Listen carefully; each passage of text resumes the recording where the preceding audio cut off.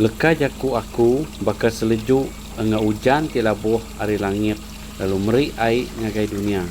Sidak ngaso utai ti ditanam tumbuh lalu mansut ke benih ngami kabisi ditanam engau pemakai ngami kabisi dempak.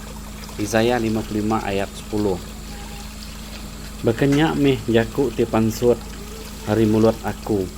Ya tetap dekat mujur ngereja utai ti udah di perambu aku ke ya. Ya dekat ngereja utai ti diasuh aku kerja ya. Yesaya 55 ayat 11.